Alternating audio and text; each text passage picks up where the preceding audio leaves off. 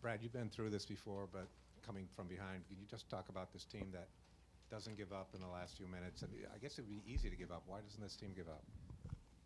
Well, I mean, obviously we still had a chance, but I thought that we didn't have as much juice.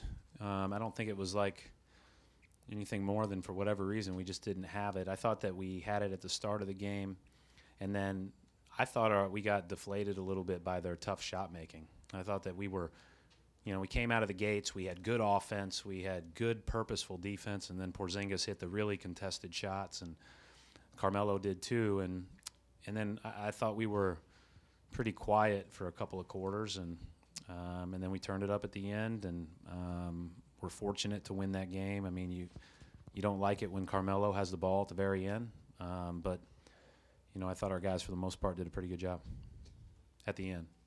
Can you talk about 3 seconds left, Jay fouls Carmelo?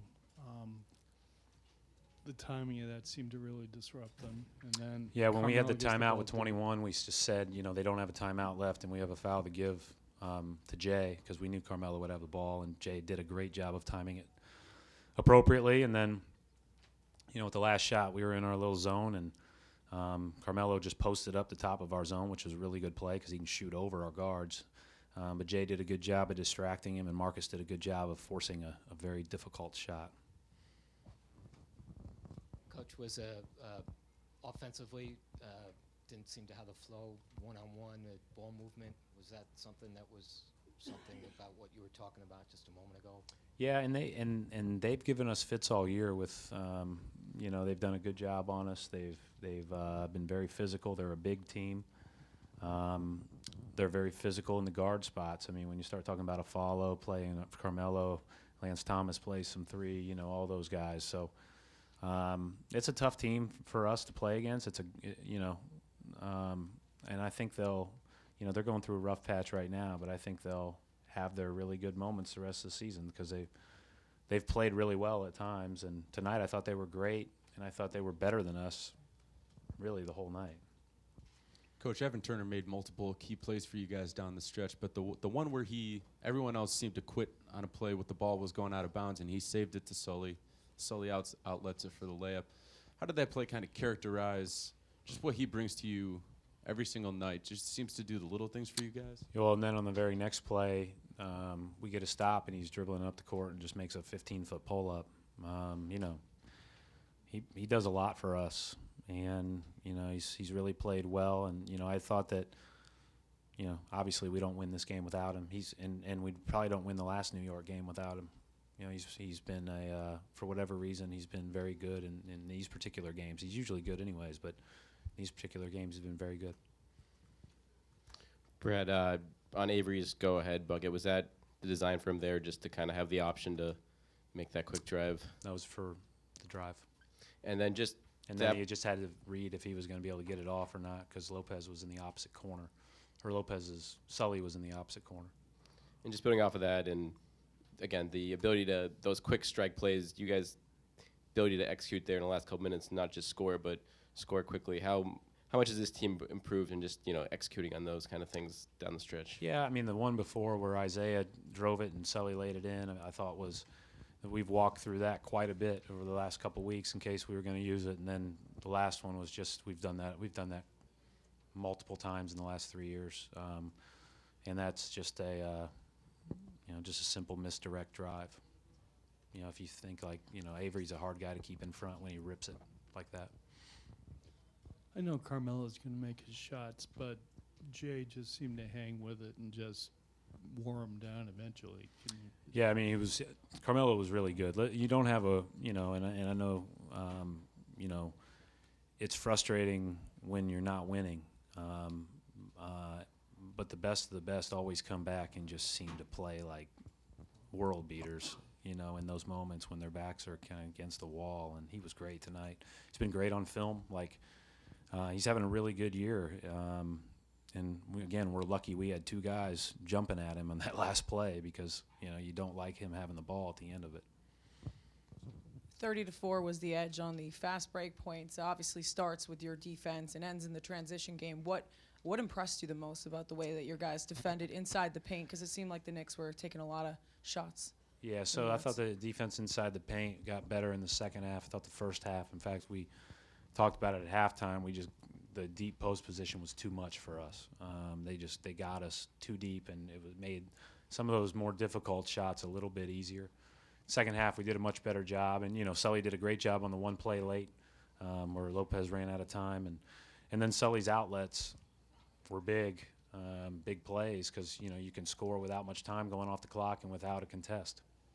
Brad, how do you feel about going into Cleveland having won 5 in a row?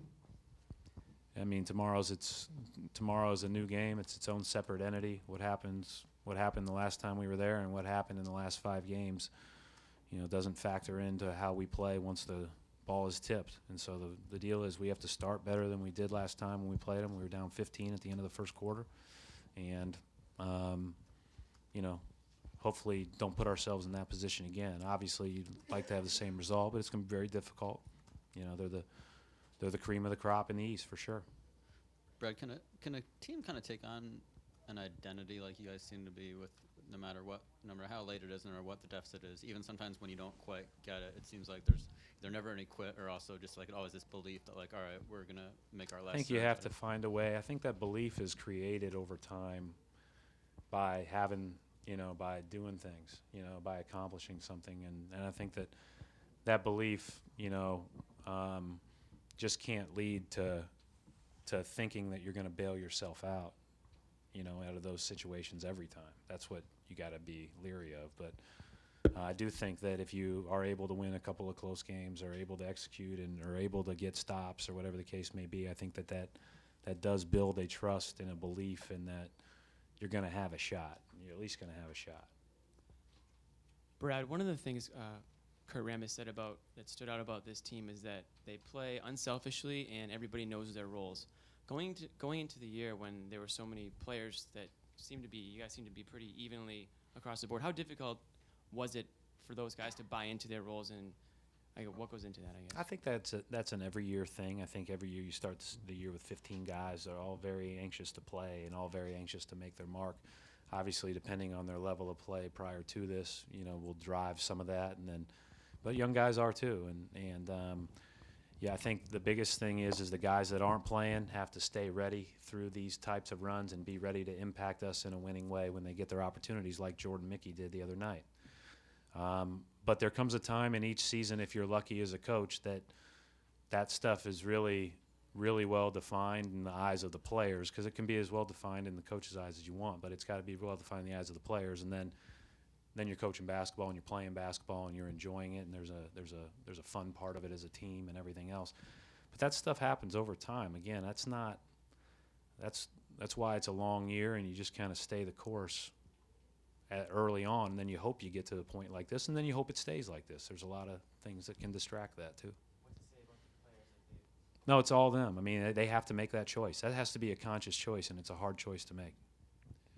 Brad, you guys took a 71-67 lead, I think. Then they make another run, and I'm just curious. I think they're up 100-92. What is your message to your team at that point after you had gone through those swings? Yeah, I mean, I just thought we looked a step slow, and I thought we were quiet. So just, we've got to get into the ball. We've got to pressure it again like we did in that stretch, and then we've got to be louder.